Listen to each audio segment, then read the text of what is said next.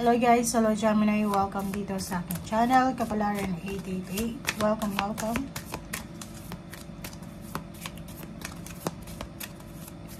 Alamin natin Gemini kung anong messages, anong energy na para sa iyo.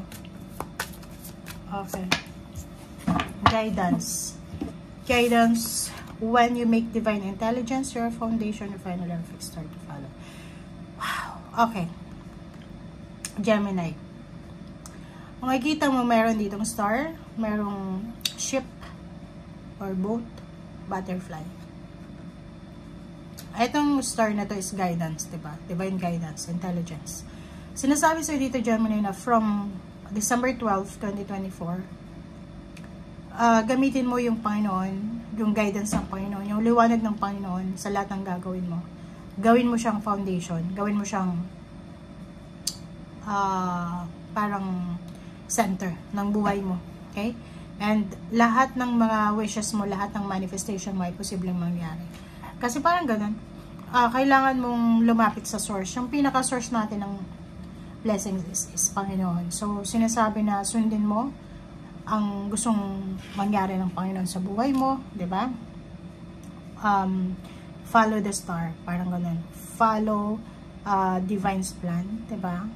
Gawin mong sentro. Yun yung pinaka mabilis na meaning nito. So, gawin nating sentro yung Panginoon sa buhay natin. Love life, relationship, career. Ibigay mo yan lahat sa Panginoon at ibibigay niya lahat ng heart's desires mo.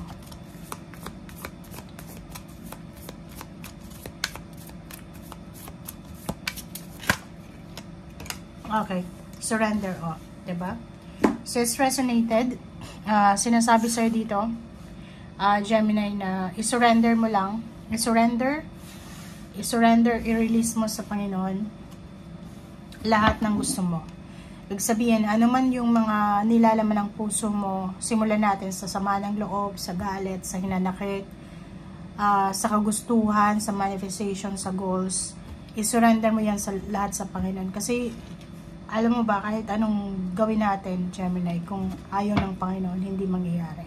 Okay? Surrender to the universe, to Panginoon, to God, and release. Hayaan mo na, diba? And hayaan mo ang Panginoon, pabayaan mo na siya yung gumawa ng paraan, siya yung gumawa ng action, or kung ano pa.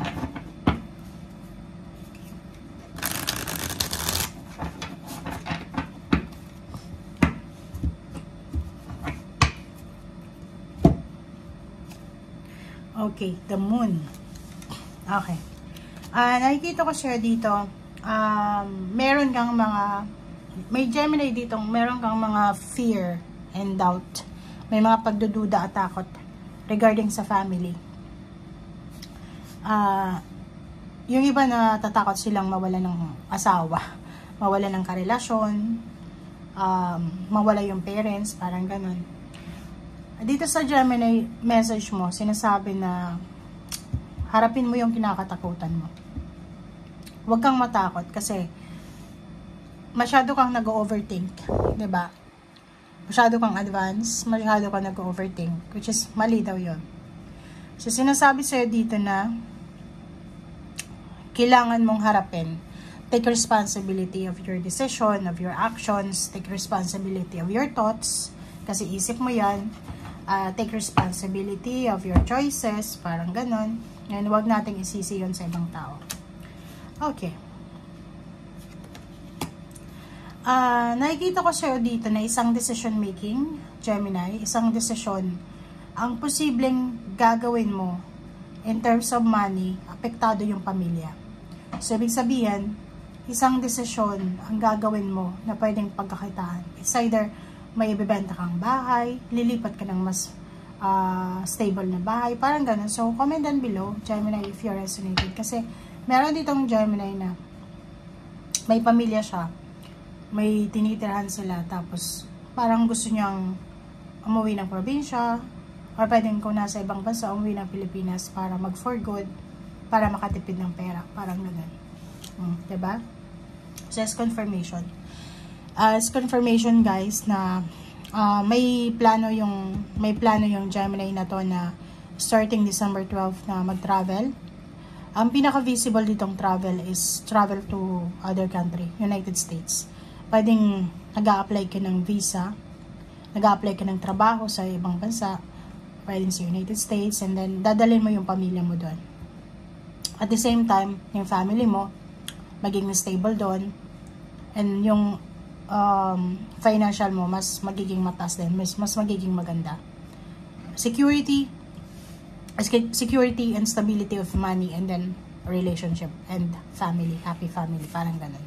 Pero meron kang mga kinakatakutan, syempre, kasi hindi mo pa alam. But sinasabi sa'yo dito na, if talagang gusto mo, subukan mo, diba? Nine of Cups, nakikita ko sa'yo dito na yun, isa sa mga wini-wish mo, isa sa mga minamanifest mo, isa sa mga pinaplano mo ang posibleng mangyari, matapos na. It's either may inaasikaso kang papers, visa, documents, passport, relocation travels.